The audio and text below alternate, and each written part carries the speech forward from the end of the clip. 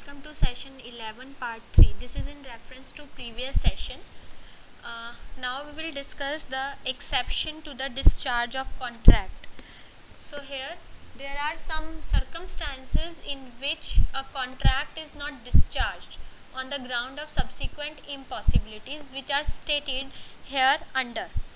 First is the difficulty of performance.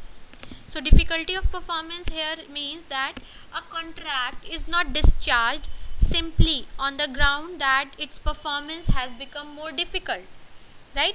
तो अगर contract की परफॉर्मेंस जो है वो डिफ़िकल्ट हो गई है, उसको परफॉर्म करना डिफ़िकल्ट हो गया है, तो ये हम कंसिडर नहीं करेंगे कि ये कॉन्ट्रैक्ट डिस्चार्ज नहीं होगा, right? So here the mere fact that performance is more difficult, or it may be expensive, or it may be less profitable than the parties anticipated, does not discharge the duty of performance. This we can see with the help of example.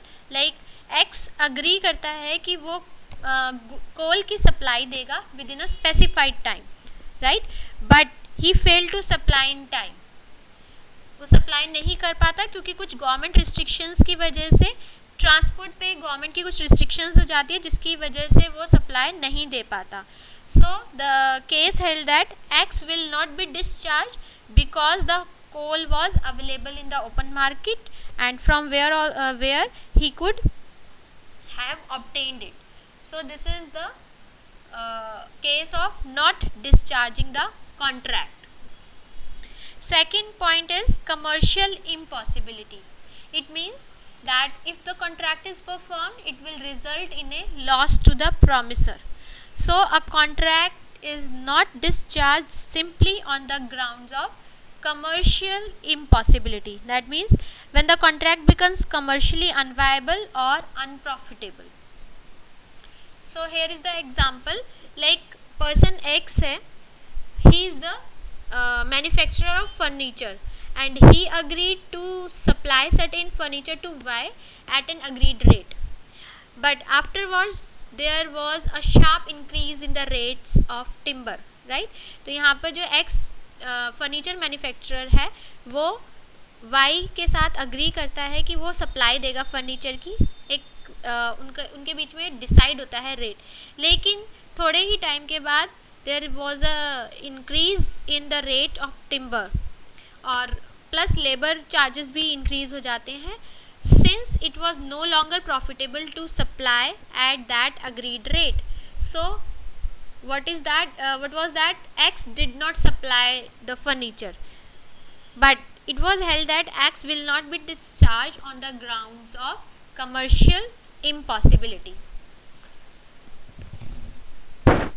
Next is the promisor is not exonerated from his liability if the third person on whose work the promisor relied fails to perform. That means कि अगर third party default करती है तो भी ये contract discharge of contract नहीं माना जाएगा. That means a contract is not discharged if it could not been performed because of the default of a third party on whose work the promisor relied. Means this we can see with the help of example. Like X enter करता है contract में with Y for the sale of goods which is to be manufactured by Z, right? Which who is the manufacturer of those goods, but Z जो है वही goods manufacture नहीं करता जो कि goods Y को sale करनी होगी through X. So X will not discharge and he will be liable to Y for damages. यानी कि इसमें थर्ड पार्टी कौन है? पार्टी Z, जिस X को सप्लाई देनी है गुड्स की Y को, जो कि डिपेंड करती है Z की मैन्युफैक्चरिंग पे.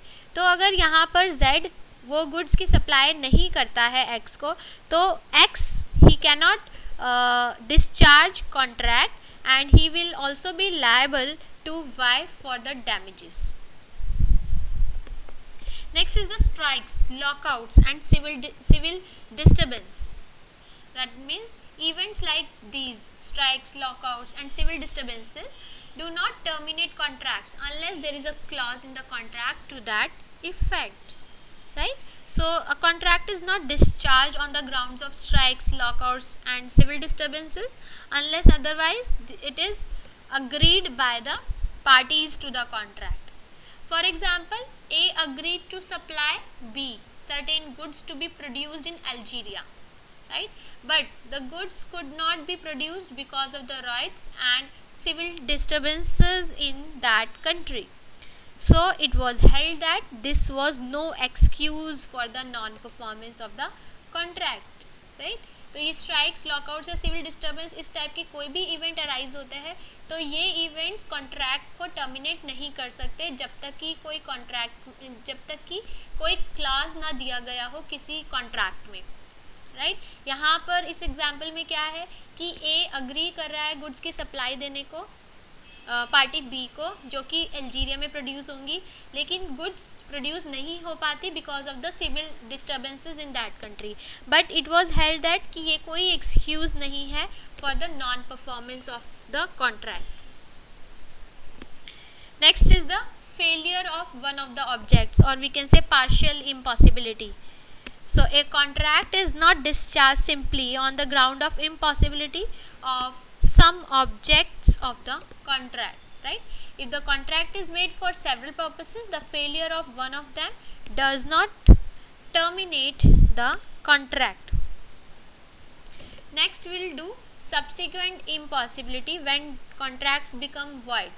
तो ये कुछ केसेस दिए गए हैं जहाँ पे कॉन्ट्रैक्ट वॉइड ट्रीट किया जाता है. लाइक जैसे अगर सब्जेक्ट मैटर का ही डिस्ट्रक्शन हो गया है तो कॉन्ट्रैक्ट्स वॉइड हो जाएंगे.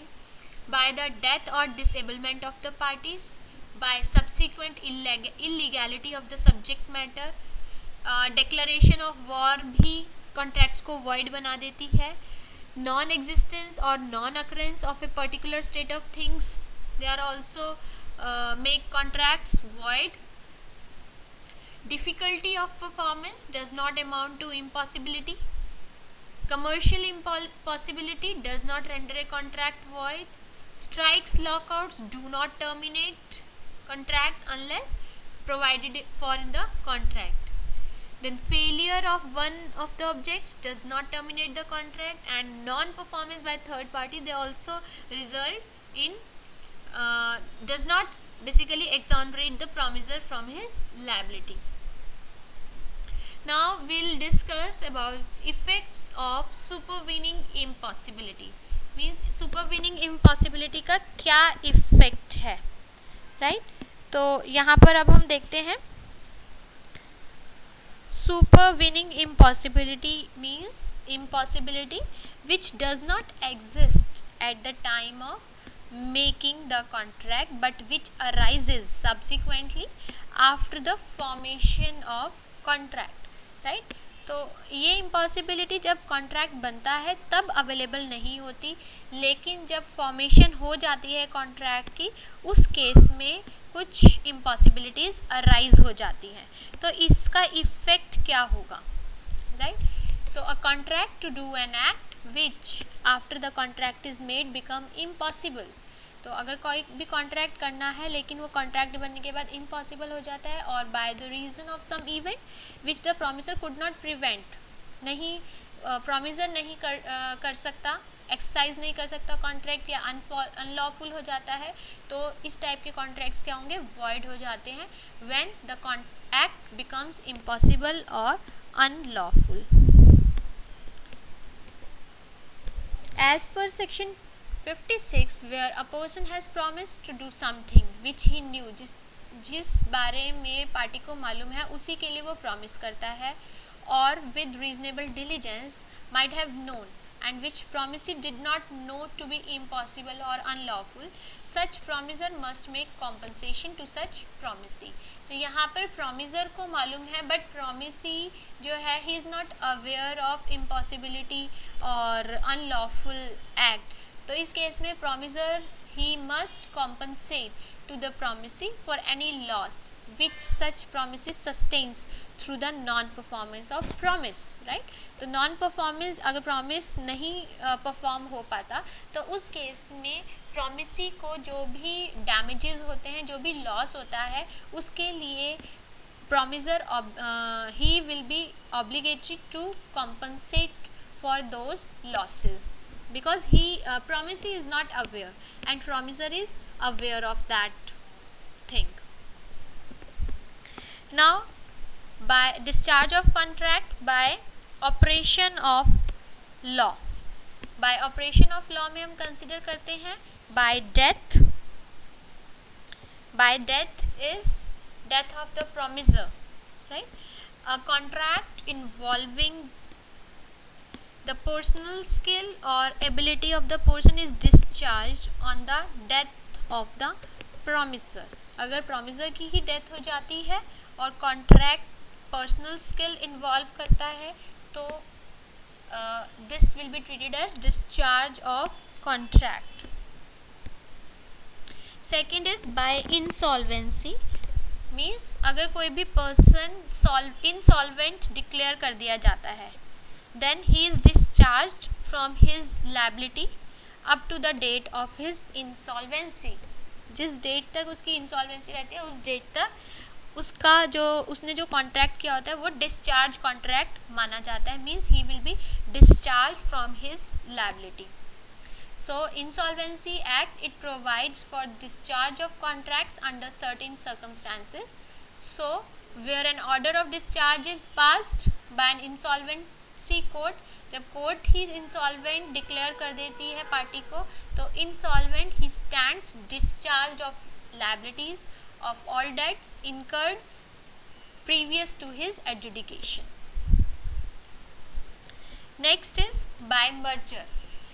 बाय मर्जर में है कि अगर there is a merger between the parties, that means when between the same parties a new contract is entered into, right? कोई नया कॉन्ट्रैक्ट आ गया दोनों पार्टीज के बीच में, then and a security of high degree और high kind is taken, the previous contract merges in the higher security.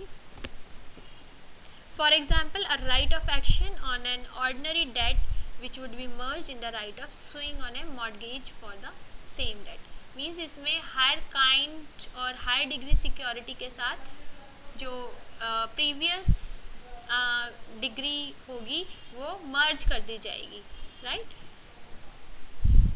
Next is by breach of contract. Discharge by breach of contract. तो a contract is said to be discharged by breach of contract if any party, कोई भी party अगर contract को refuse करती है या फिर if that party fails to perform his part of contract, या हम कह सकते हैं कि उसका एक्ट इस तरीके का होता है कि वो चीज़ों को इम्पॉसिबल बना देती है ऑब्लिगेशन, अपनी ऑब्लिगेशन फुलफिल करने को, तो उस चीज़ को हम बोलेंगे breach of contract. Breach of contract दो तरीके से हो सकता है, anticipatory breach and actual breach. अब देखिए एंटिसिपेटरी ब्रीच क्या है. Anticipatory breach of contract occurs जब पार्टीज डिक्लेयर करती है अपनी intention for not performing the contract before the performance is due. Due होने से पहले ही अगर वो अपनी इंटेंशन शो करती है, डिक्लेयर करती है दोनों ही पार्टी कि वो ये कॉन्ट्रैक्ट नहीं करना चाहती, तो उसको हम बोलेंगे anticipatory breach. When a party repudiates it before the time fixed for performance has arrived, और when a party by his own act disables himself from performing the contract, this is known as anticipatory breach of contract. For example, A contracts to marry B, but before the agreed date of marriage he married to C. A ने contract किया B के साथ marriage करने के लिए, लेकिन जब marriage की डेट आई तब उसने C के साथ शादी कर ली.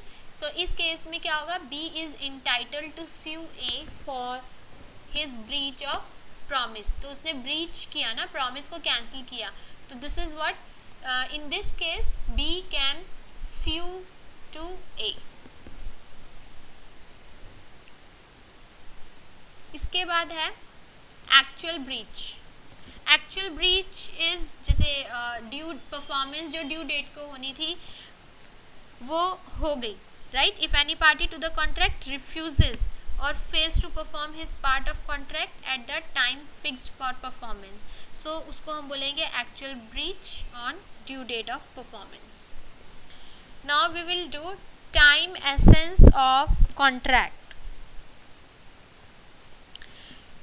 So here, if the promisor offers to perform his promise subsequently, question arises whether it should be accepted or whether the promisee can refuse such acceptance and hold the promisor liable for breach, right. तो time जो है, this is very important to any contract. Means contract में जो time mention किया गया है उसी time पे वो contract exercise होना चाहिए, right. So breach during the performance of contract. Actual breach of contract also occur when during the performance of contract one party fails, right. This we have discussed also in the previous slide. So here in this we can see it with the help of example. A contracted with a railway company to supply certain quantity of railway chairs at a certain price. The delivery was to be made in installments. So after a few installments had been supplied, the railway company asked A to deliver no more. So this is what this actual breach of contract. Now we will see the remedies. Remedies for breach of contract. Here are remedy क्या होता है basically? Student, do you know what is remedy? Remedy means the course of action available to an aggrieved party. अब aggrieved party क्या है? aggrieved party होगी जो party default पे नहीं है, that is aggrieved party, right. So remedy is the course of action available to an aggrieved party for the enforcement of a right under the contract. तो यहाँ पर remedies जो available है that includes rescission, damages for the loss, decree for the specific performance, injunction और suit on quantum merit. So सबसे पहले हम discuss करेंगे rescission of contract. Rescission जैसा कि हमने पहले भी पढ़ा, rescission means right not to perform obligation. Obligation जो भी पार्टी ऑब्लिगेशन परफॉर्म नहीं करती उसके पास अगर राइट है दैट इज़ व्हाट रिसिशन और resend the contract, right. So when a breach of contract is committed by one party and the other party may sue to treat the contract as rescinded, in such a case aggrieved party is freed from all his obligation under the contract. Example देखते हैं, यहाँ पर example से clear हो जाएगा. For example A promise करता है B को to supply 100 bags of rice on a certain date and B promise करता है कि वो प्राइस पे करेगा on the receipt of goods. जब गुड्स की रिसिप्ट हो जाएगी तब रिसीट हो जाएगी तभी वो पेमेंट करेगा. But in this case A does not deliver the goods on the appointed day, so B need not pay the price, right. So this is what rescission of contract means. B has the right not to perform his obligation क्योंकि A timely goods की delivery नहीं करता है. Second is suit for damages. Damages क्या है? Damages here, suit for damages means कि monetary compensation मिल रहा है, right? So damages are the monetary compensation allowed for loss suffered by the aggrieved party due to the breach of contract. breach of contract की वजह से जो aggrieved party को loss हो रहा है वो होंगे that is suit for damages. तो इसके अंदर जो damages हम include करते हैं वो है ordinary damages, special damages, vindictive damages, nominal damages, right? तो सबसे पहले हम बात करते हैं ऑर्डिनरी डैमेजेस की. ऑर्डिनरी डैमेजेस वो डैमेजेस होते हैं जो कि नेचुरली अराइज होते हैं in the usual course of thing for such breach, right. तो इस केस में डैमेजेस जो है they can be recovered if the condition of that aggrieved party must suffer by breach of contract. अगर अग्रीव्ड पार्टी सफ़र करती है due to the breach of contract, तो ऑर्डिनरी डैमेजेस फुलफिल किए जाएंगे। और सेकंड है स्पेशल डैमेजेस, मीन्स कि which may be reasonably be supposed to have been contemplation of both the parties as probable result of the breach of a contract. Like कोई profit का loss हुआ है party को due to the default by other party to the contract, he can claim only when the advance notice of such damages has been given before. इसके बाद बात करते हैं हम विंडिक्टिव डैमेजेस की। So these damages are also known as exemplary or punitive damages. So vindictive damages are awarded with a view to punish the defendant, right? तो ये एक तरीके से punishment की form में होते हैं। So here the court may award these damages in case of breach of promise to marry, where damages shall be calculated on the basis of mental injury by the aggrieved party. Right? So this is what for breach of promise to marry, for wrongful dishonor of check by the banker possessing adequate funds of the customer. These are what vindictive damages. Next आता है nominal damages. Nominal damages वो damages होते हैं which are awarded where there is a technical violation. Technical violation हो रहा है legal right का, but aggrieve party has not in fact suffered any loss because of breach of contract. तो ये जो डैमेजेस होते हैं they are very small, like we can say 1 rupee और 1 shilling, राइट? The court may or may not award these nominal damages. Now is liquidated damages and penalty. Liquidated damages is when the parties to the contract at the time of formation of contract specify a sum which will become payable by the party responsible for breach of contract.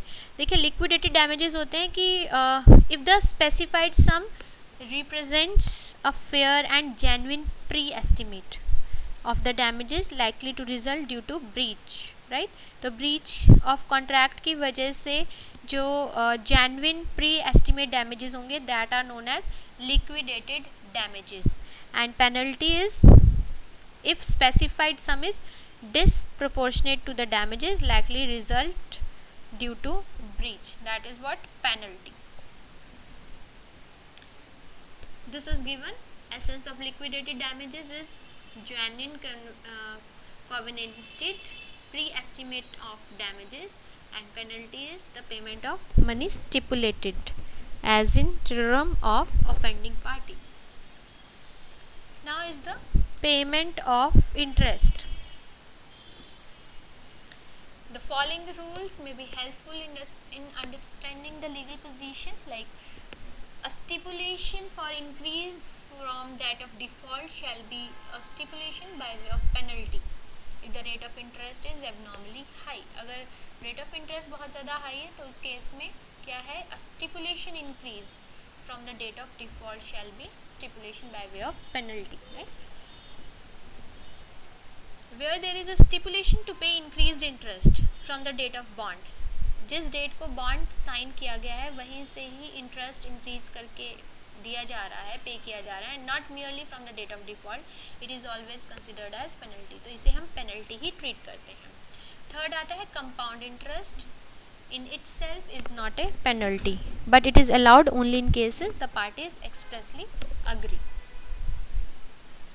Fourth in this regard is an agreement to pay a particular rate of interest with the stipulation that a reduced rate will be acceptable.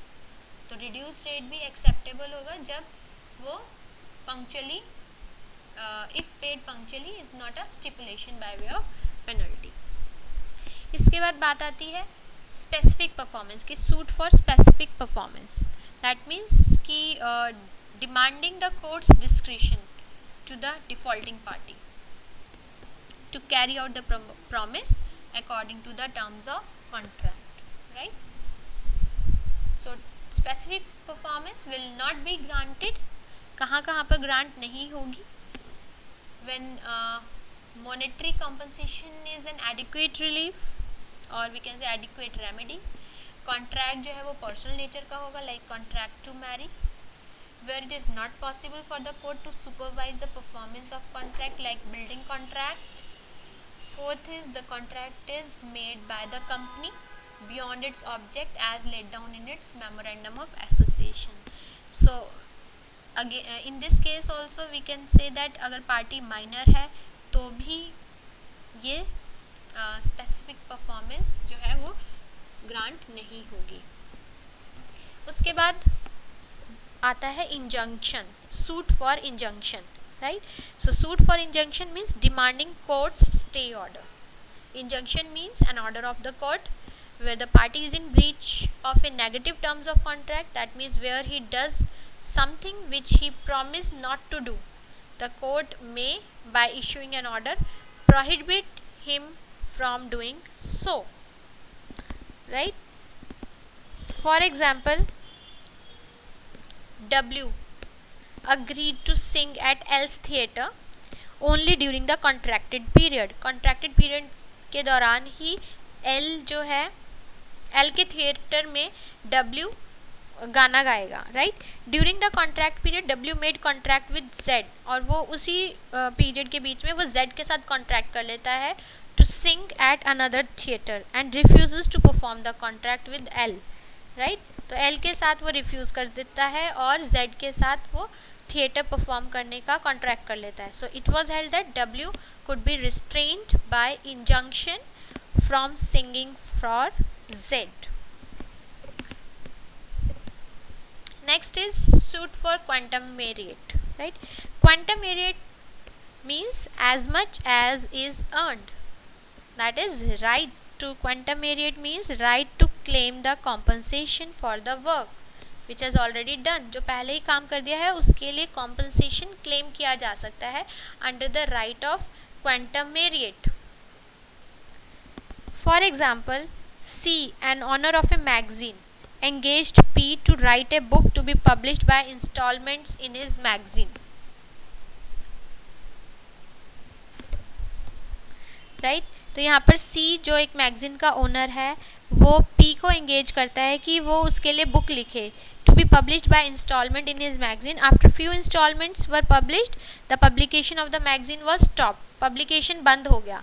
तो यहाँ पर क्या decision लिया गया? It was held that P could claim payment for the part already published. जो already publish हो चुका है part उसके लिए P जो है वो क्लेम कर सकता है C से, क्योंकि यहाँ पर P की कोई मिस्टेक नहीं है, C ने ही अपनी पब्लिकेशन बंद कर दी. Here there is a right to sue on the quantum merit arises where a contract partly performed by one party has become discharged by the breach of other party. तो इस type के contracts को हम quasi contracts भी बोलते हैं. So this is the end of session 11. In the end, there are two questions to answer. One is explain liquidated damages and penalty, and second is explain the breach of contract. So thank you very much.